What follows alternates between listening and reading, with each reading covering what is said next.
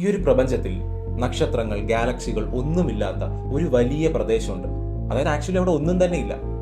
അതിനെയാണ് നമ്മൾ the great void, the great nothing എന്നറിയപ്പെടുന്ന ദ ബോർഡ്ലെസ് വോയിഡ്.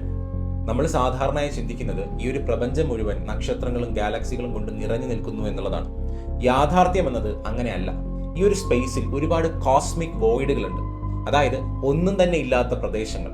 അത്തരത്തിലുള്ള കോസ്മിക് വോയിഡുകളിൽ ഏറ്റവും വലുതും ഇന്നും ശാസ്ത്രലോകത്തിന് പിടികൊടുക്കാത്തതുമായിട്ടുള്ള ഒരു പ്രദേശമാണ് ദ ഗ്രേറ്റ് നത്തിങ് അഥവാ ദ ബോർഡ്ലെസ് വോയിഡ്. ഭൂമിയിൽ നിന്ന് ഏകദേശം 700 മില്യൺ ലൈറ്റ് ഇയർ അകലെ ബോർഡ്ലെസ് കോൺസ്റ്റലേഷന്റെ ഭാഗത്തായിട്ടാണ് ഈ ഒരു വോയിഡ് സ്ഥിതി ചെയ്യുന്നത്.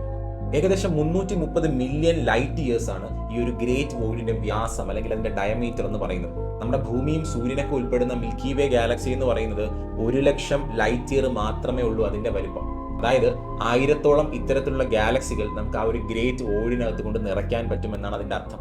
ഇനി ശാസ്ത്രലോകം ഇതിന് കൊടുക്കുന്ന എക്സ്പ്ലനേഷൻ എന്താണെന്നുള്ള കാര്യം നോക്കാം. അതായത് പ്രപഞ്ചം രൂപം കൊള്ളുന്ന സമയത്ത് മാറ്റർ എല്ലാം തന്നെ ചില പ്രത്യേക സ്ഥലങ്ങളിൽ ഒരുമിച്ച് കൂടുകയും ഗാലക്സികൾ രൂപം കൊള്ളുകയും ചെയ്യുന്നുണ്ട്. അല്ലാത്ത സ്ഥലങ്ങൾ വോയിഡ് ആയിട്ട്, എംപ്റ്റി ആയിട്ടുള്ള സ്പേസ് ആയിട്ട് മാറുകയും ചെയ്തു. പക്ഷേ ഇത്ര വലിയൊരു എംപ്റ്റി സ്പേസ് എങ്ങനെ ഉണ്ടായി എന്നുള്ളത് ഇപ്പോഴും ഒരു മിസ്റ്ററി തന്നെയാണ്. പ്രപഞ്ചം നമ്മൾ കാണുന്ന പോലെ ഫുൾ അല്ല, അവിടെ ഒരുപാട് നമ്മൾ അറിയാത്ത സീക്രട്സ് ഉണ്ട്. ഇനി നിങ്ങൾ രാത്രി ആകാശത്തേക്ക് നോക്കുമ്പോൾ ഒന്ന് ഓർക്കുക, അവിടെ മുഴുവൻ നക്ഷത്രങ്ങൾ മാത്രമല്ല, അവിടെയും എംപ്റ്റി ആയിട്ടുള്ള സ്പേസ് ഉണ്ട്. ഇത്തരത്തിലുള്ള ഇൻട്രസ്റ്റിംഗ് ഫാക്ട്സിനായി ഫോളോ ചെയ്യുക.